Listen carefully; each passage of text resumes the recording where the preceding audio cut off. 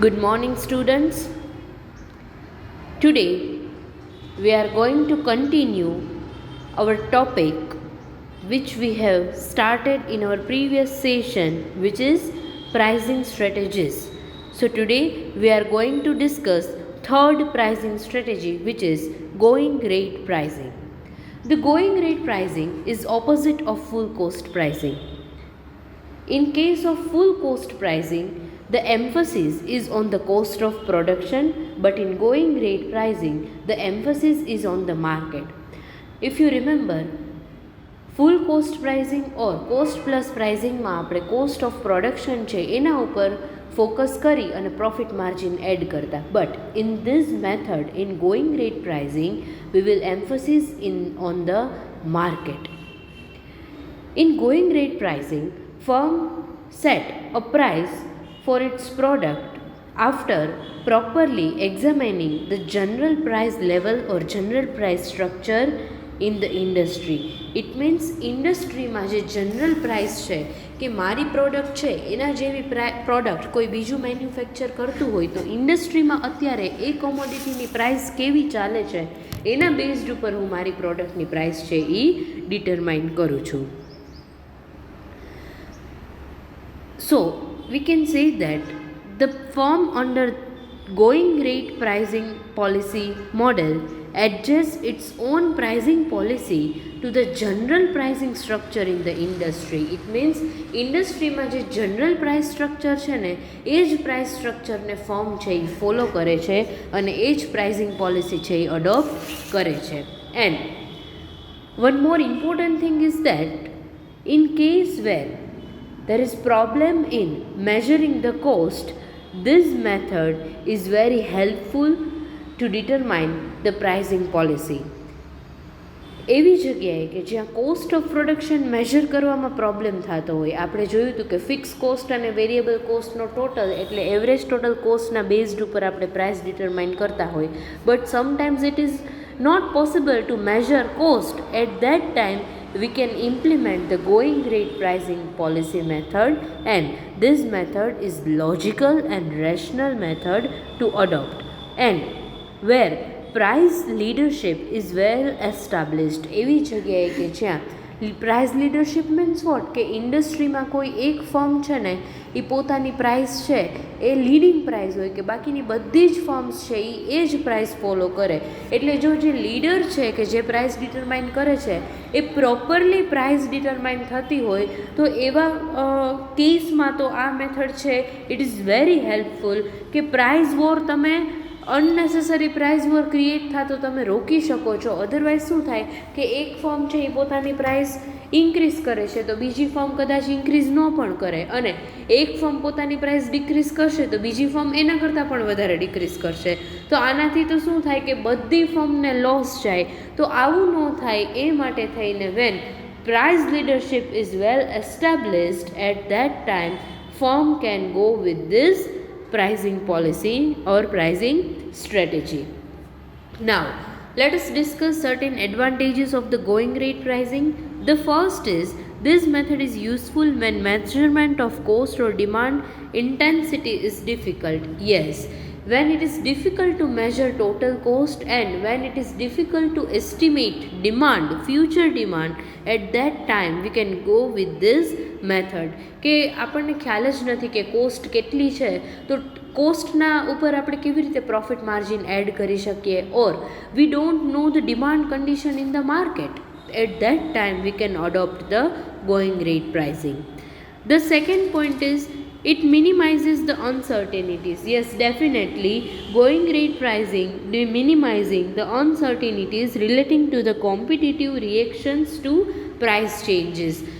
Generally શું થતું હોય કે એક ફર્મ પોતાની પ્રાઇસ ચેન્જ કરે ને તો ડેફિનેટલી બીજી બધી ફર્મને એ એક્શન છે એનું અફેક્ટ થાય. તો શું થાય, એક ફર્મ પ્રાઇસ ડિક્રીઝ કરશે તો બીજી ફર્મ એના કરતાં પણ ડિક્રીઝ કરશે, પાછું ફર્સ્ટ ફર્મ છે એ પ્રાઇસ એના કરતાં પણ ડિક્રીઝ કરશે. તો આનાથી તો છે ને ખાલી કસ્ટમરને જ બેનિફિટ થાય. એટલે આ પ્રાઇસ ચેન્જીસના જે રિએક્શન છે ને કોમ્પિટિશનમાં એને આપણે રિડ્યુસ ઓર મિનિમાઇઝ કરી શકીએ છીએ કે બધી જ ફર્મની પ્રાઇસ જો એક સરખી હશે તો પ્રાઇસ વોર ક્રિએટ જ નહીં થાય. The fourth is, it is most common in industries which sells homogeneous product. Yes, એવી ઇન્ડસ્ટ્રીઝ કે જે એક સરખી પ્રોડક્ટ સેલ કરે છે, which means that કે quality, quantity, colour, design, shape, utility, everything is same. At that time there is no need to charge different prices for the same product. So because of the going rate pricing, prices of all the commodities or all the firms in the industry will be same, so that we can reduce the uncertainties. We can reduce the uncertainties, and by that we can reduce the competition from the market. The fifth point is that this policy is most suitable to products which have reached a mature stage. If you know that there is a product life cycle, દરેક પ્રોડક્ટનું છે ને એક stages, એની life cycle હોય કે ઇન્ટ્રોડક્શનથી લઈને final decline stage સુધીમાં દરેક સ્ટેજમાં એની પ્રાઇસ છે ને એ ડિફરન્ટ થતી હોય. Because van ever you are ઇન્ટ્રોડ્યુસિંગ new product to the market, and પછી એ માર્કેટના ગ્રોથ સ્ટેજમાં આવે, મેચ્યોરિટીમાં આવે, સેચ્યુરેશન ઉપર આવે અને પછી ડિક્લાઇન થાય. જો પ્રોડક્ટના દરેક લાઈફ સાયકલમાં એની પ્રાઇસ છે ને એ ડિફરન્ટ હોય. તો અહીંયા એવું કહે છે કે when product is in mature stage, at that time the going rate pricing method is more or most suitable to the product. So these are the main advantages of the going rate pricing. But besides it, we can say that the going rate pricing method, I skipped one point, that is, this policy is common for both large and small firms. Yes, third point skip થઈ ગયો. તો going rate pricing method છે ને એ large firm હોય કે small firm હોય બધા જ ઇમ્પ્લિમેન્ટ કરી શકે છે. Even large firms follow a price setup by a price leader or by the market. એવું નથી કે લાર્જ ફર્મ છે તો એ પોતાની જ પ્રાઇસ ડિટરમાઇન કરશે. એવું ઇટ ઇઝ પોસિબલ કે લાર્જ ફર્મ છે એ માર્કેટમાં જે પ્રાઇસ સેટઅપ થઈ છે એ પ્રાઇસને ફોલો કરે. So this method is beneficial or applicable in both cases, whether it is the large firm or small firms. So it is followed, this method is followed by large firms, medium firms or small firms.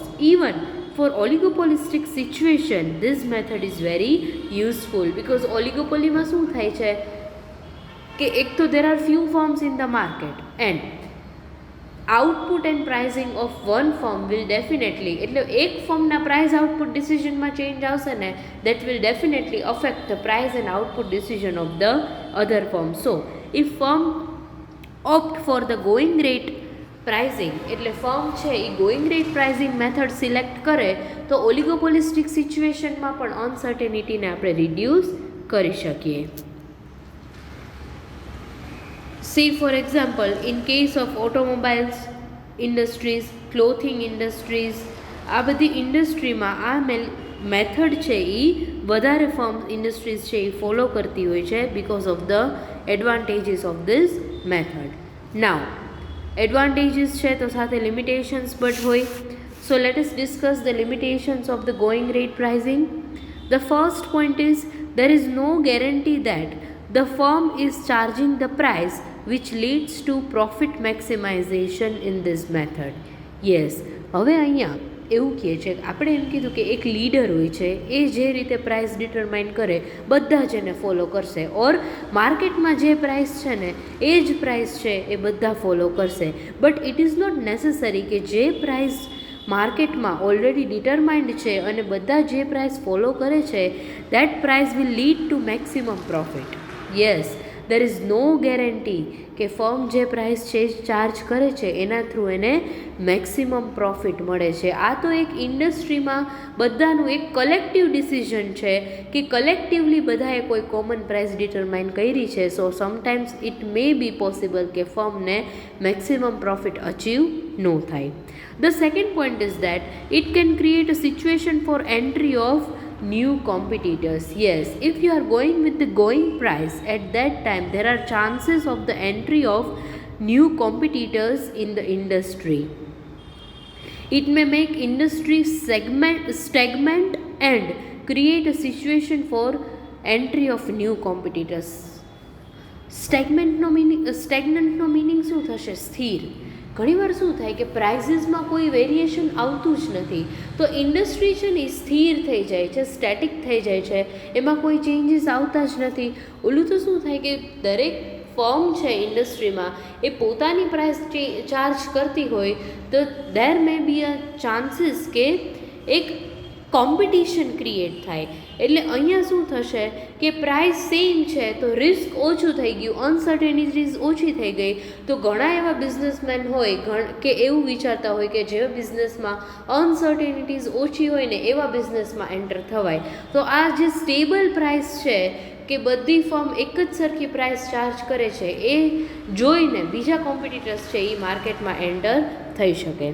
The third point is going rate pricing is not the same as accepting a price impersonally set by a near perfect market. Yes, હવે અહીંયા શું કહે છે કે going rate price છે ને it is not the same as accepting a price impersonally set by a near perfect market. એટલે જે પરફેક્ટ માર્કેટમાં સેટ થઈ છે ઇટ ઇઝ નોટ નેસેસરી કે ગોઈંગ રેટ માર્કેટ પ્રાઇસ છે એ સેમ જ હોય, but it would rather seem that the firm has some power to set its own price and could be a price market if it chooses to face all the consequences. એટલે ઘણીવાર એવું બને કે firm જ્યારે પોતાની price decide કરે છે, firm પાસે એટલો થોડો તો પાવર હોય કે જે પોતાની જ પ્રાઇસ ડિટરમાઇન કરી શકે. If it is not homogeneous product, firm એવી પ્રોડક્ટ મેન્યુફેક્ચર કરતી હોય કે જે હોમોજીનિયસ ન હોય અને ક્લોઝ સબસ્ટિટ્યૂટ હોય અને કદાચ હોમોજીનિયસ હોય તો પણ પોતાની પ્રાઇસ ડિટરમાઇન કરી શકે, બટ માર્કેટમાંથી શું રિએક્શન આવે છે ને પછી એની ઉપર કંટ્રોલ ન રહે. બિકોઝ મારી પ્રોડક્ટ છે એ માર્કેટમાં સેમ પ્રોડક્ટ ઓછી પ્રાઇસે અવેલેબલ છે તો હું મારી પ્રોડક્ટ છે એ હાઈ પ્રાઇસ ચાર્જ ન કરી શકું. સો સમટાઇમ્સ ઇટ હેપન્સ કે ફર્મ પાસે થોડો એવો પાવર હોય કે પોતાની પ્રાઇસીસ છે એ ડિટરમાઇન કરી શકે after facing all the consequences. એટલે એમાં એવું પણ થાય કે તમે તમારી પ્રોડક્ટની પ્રાઇસ કંઈક ડિફરન્ટ જ ડિટરમાઇન કરો તો you have at that time you have to face certain problems. But however it prefers to adopt the safe line of action by conforming to the policy of other firms. એટલે generally firm prefer શું કરે કે બીજી firm જે policy adopt કરે છે ને એ જ પોલિસી અડોપ્ટ કરાય, right. So now it was about the going rate pricing કે જેમાં માર્કેટમાં જે પ્રાઇસ ચાલતી હોય એ જ પ્રાઇસ ફર્મ અડોપ્ટ કરવાનું સિલેક્ટ કરે. The next pricing strategy is skimming pricing. Yes, this we will discuss in detail. Scheming pricing શું છે? When a firm launches a new product, it may set the initial high price at high level and then after it reduces the price. Just simple languageમાં તમને સમજાવી દઉં. In scheming pricing, initially when product is newly launched in the market, at that time firm will charge relatively high price to skim the cream from the market because the firm providing a new product which is not available in the market yet. એટલે એવી product introduce કરે છે કે જે માર્કેટમાં હજી available નથી. So firm can charge a little high pricing and earn high profits also.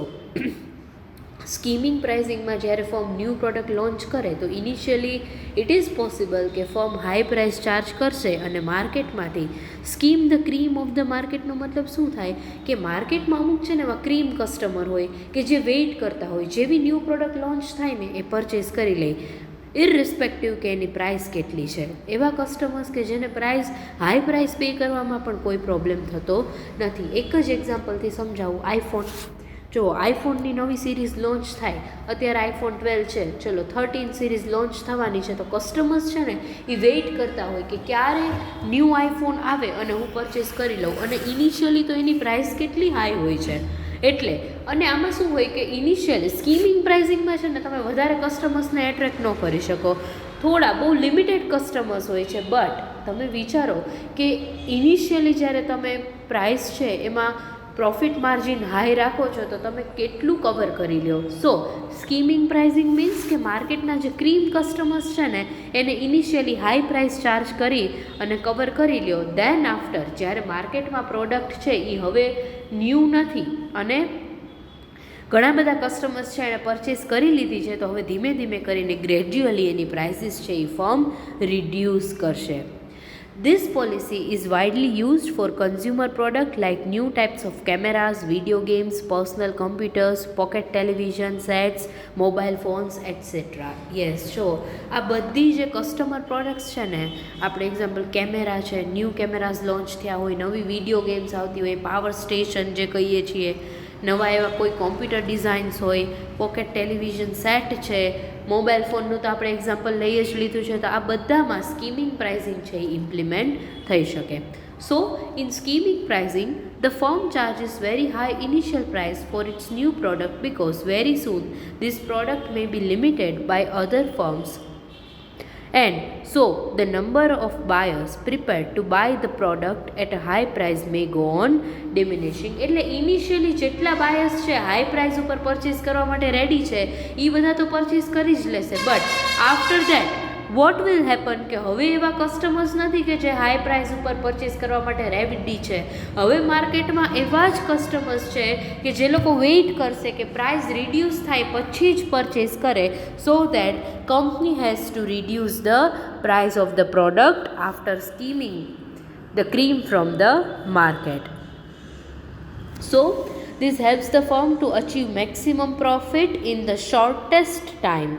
એટલે સ્કીમિંગ પ્રાઇઝિંગમાં શું થશે કે સાવ ઓછા ટાઈમમાં ફર્મ છે એ મેક્સિમમ પ્રોફિટ છે એ અર્ન કરી શકશે. And besides the high price charged in the initial stage also enables the firm to recoup its expenditure on promotional research and developments. એટલે શું થશે કે ઇનિશિયલી ફર્મે છે ને રિસર્ચ અને ડેવલપમેન્ટમાં ઘણા બધા એક્સપેન્સીસ કર્યા હોય, તો ઇનિશિયલી ફર્મ જો હાઈ પ્રાઇસ ચાર્જ કરે તો વધારે પ્રોફિટ અર્ન કરી શકે, તો રિસર્ચ એન્ડ ડેવલપમેન્ટનો એક્સપેન્સ છે એ કવર થઈ શકે. So under skimming pricing firm charges high price initially and then it reduces the prices of the product. Now we will discuss reasons for the success of scheming pricing policy. Yes, what are the reasons? શું કામ આ skimming pricing policy છે એ માર્કેટમાં success થાય છે, એના અમુક reasons છે. Let us discuss. The first reason is that in the initial stage demand for the newly introduced product is more inelastic. Yes, initial સ્ટેજમાં શું થશે કે જે ન્યૂ પ્રોડક્ટ ઇન્ટ્રોડ્યુસ થઈ છે ને એની ડિમાન્ડ ઇનઇલાસ્ટિક હોય. ઇટ મીન્સ કે કસ્ટમર્સ જે આવા ક્રીમ કસ્ટમર્સ છે કે જે રેડી જ છે પરચેઝ કરવા માટે, તો એ લોકો ગમે તેટલી પ્રાઇસ હશે એની ડિમાન્ડમાં કોઈ ચેન્જ આવશે નહીં. They are the first users of the new products, right? એને ફર્સ્ટ યુઝર્સ કહી શકીએ કે જેવું માર્કેટમાં લોન્ચ થાય ને, ઇવન બિફોર લોન્ચિંગ જ્યારે ફર્મ મેં હજી પ્રોડક્ટ માર્કેટમાં લોન્ચ નથી કરી ને એ પહેલાંથી આવા જે ફર્સ્ટ યુઝર્સ છે ને એનું પ્રોડક્ટનું વેઇટ કરતા હોય, એટલે ઇનિશિયલી તમે હાઈ પ્રાઇસ ચાર્જ કરી શકો.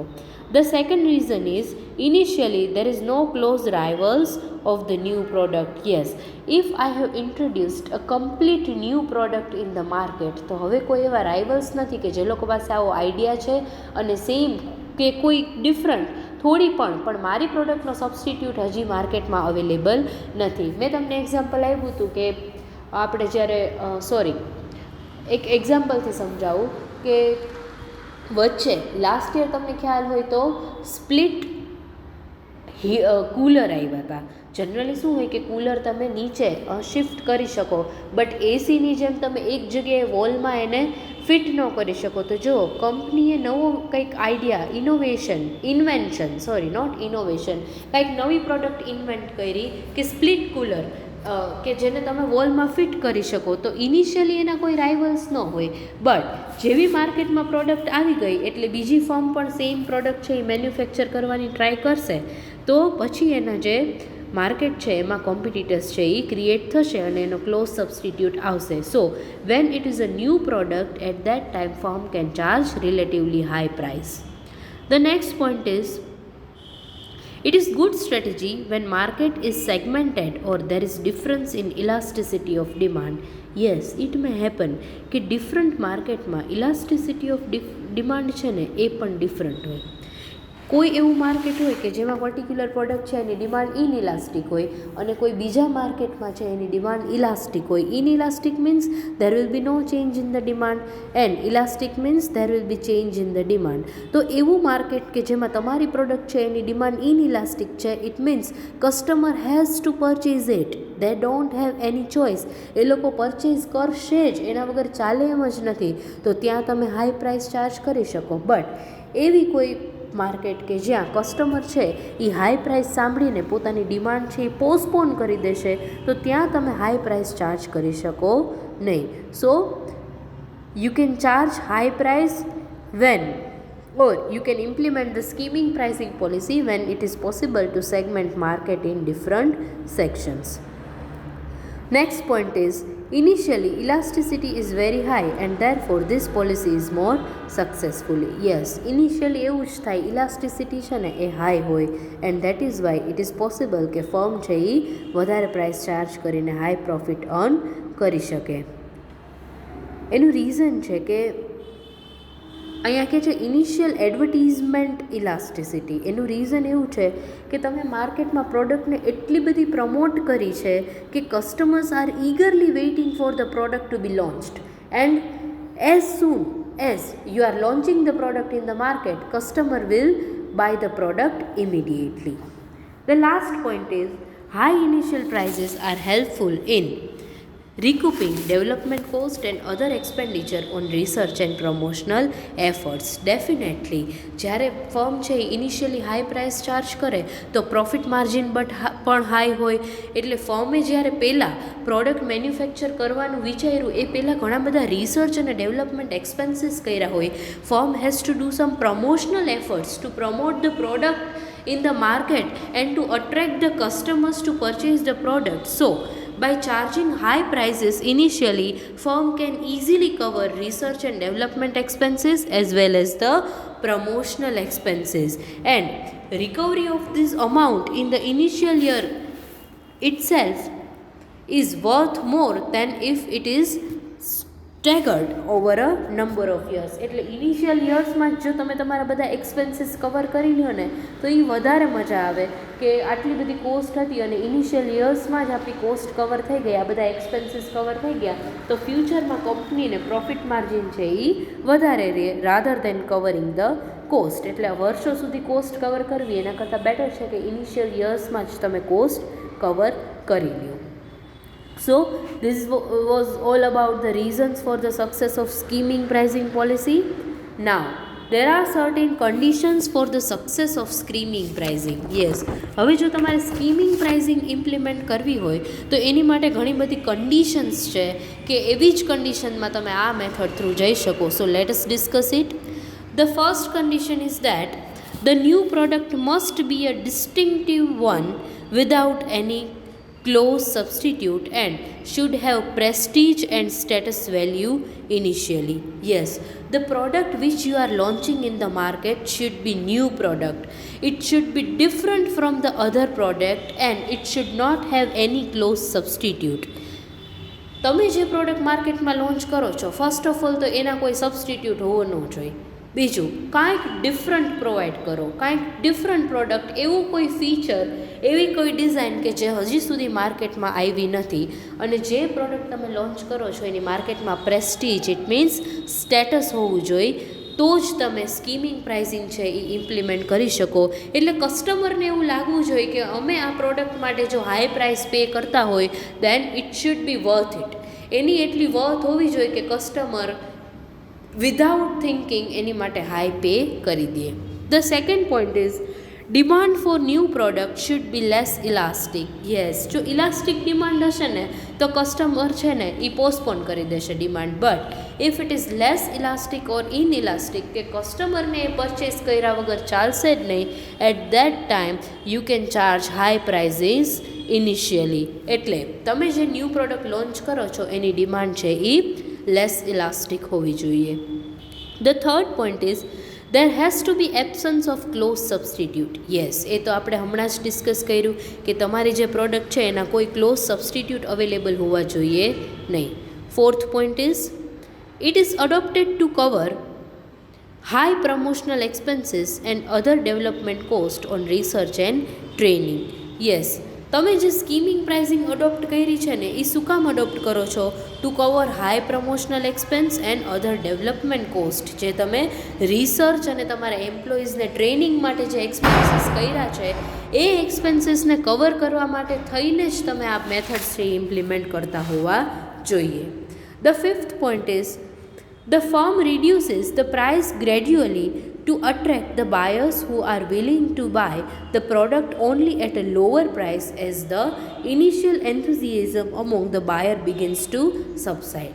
Yes, તમે જે ન્યૂ પ્રોડક્ટ માર્કેટમાં ઇન્ટ્રોડ્યુસ કરો છો ઇનિશિયલી તમે હાઈ પ્રાઇસ ચાર્જ કર્યા, that is fine, but after that you have to reduce the price of the product gradually so that you can attract those buyers who was waiting.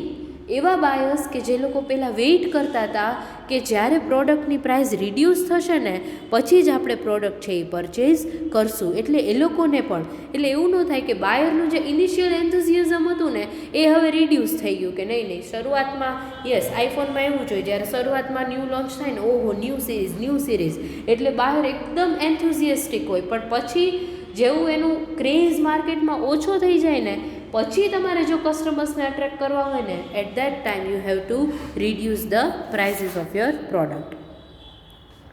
The sixth point is price skimming is also likely to be successful where the life cycle it is more successful when the life cycle of the product is short. Yes, generally skimming pricing છે ને જ્યારે product life cycle comparatively short હોય ને ત્યારે implement કરી શકો.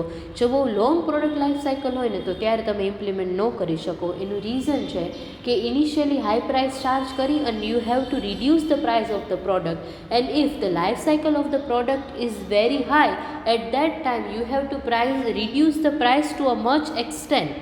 તમારે ઘણી બધી પ્રાઇસ રિડ્યુસ કરવી પડશે તો જ તમે માર્કેટમાં સર્વાઈવ કરી શકશો.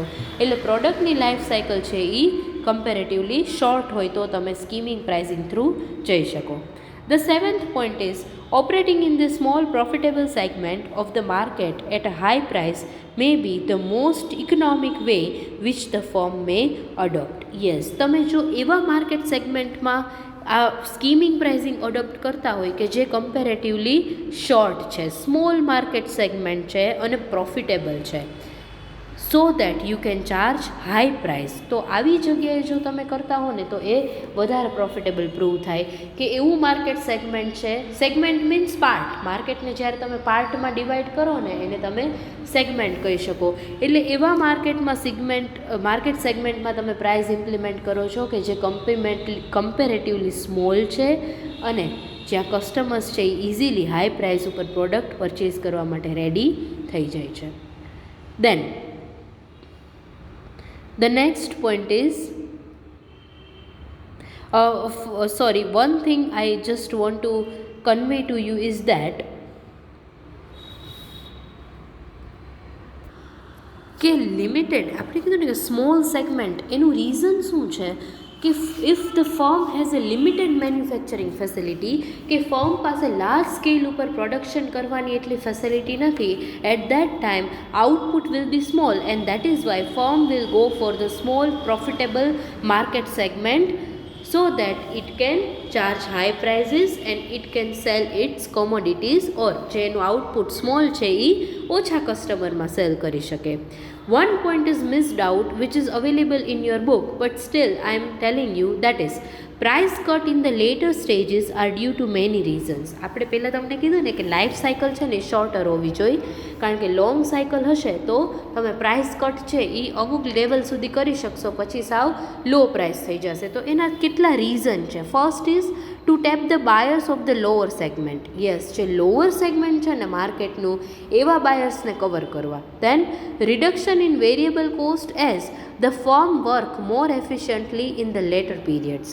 યસ, પછી શું થશે કે ફર્મ છે ને લેટર પીરિયડ એટલે પછીના જે સ્ટેજીસ છે એમાં વેરિયેબલ કોસ્ટ છે ને એ રિડ્યુસ કરવી હોય કે જ્યારે ફર્મ છે એ મોર એફિશિયન્ટલી વર્ક કરે છે, so that cost of production can be reduced. The third point is increase in the degree of competition because of the new entrants in the field. Yes, પછી શું થશે કે ઇનિશિયલી કોઈ competitors નથી, but after a certain period of time new competitors will enter into the market, so that price cuts in the later stages are due to this reason. એટલે letter સ્ટેજીસમાં price cut શું કામ થાય છે, એના બધા reason છે કે variable cost reduce થઈ જાય, લોઅર સેગમેન્ટના બાયર્સને અટ્રેક્ટ કરવા હોય તો પણ રિડ્યુસ કરવી પડે, અને કોમ્પિટિશન ઇન્ક્રીઝ થઈ જાય એટલે પણ પ્રાઇસ રિડ્યુસ કરવી પડે. So it was all about the skimming pricing. So we are now left with 3 pricing strategies: penetration pricing, multi-stage pricing and peak load pricing, that we will discuss in our next session. I hope now you are clear with the scheming pricing. Actually it was relatively long topic, so આપણે આજે આ એક જ topic discuss કરીએ છીએ. Next લેક્ચરમાં we will be done with the second unit, that is pricing policy. Yes, આ comparatively small chapter છે, યુનિટ છે, એટલે જલ્દી કમ્પ્લીટ થઈ ગયું. Thank you very much. C you all in the next session.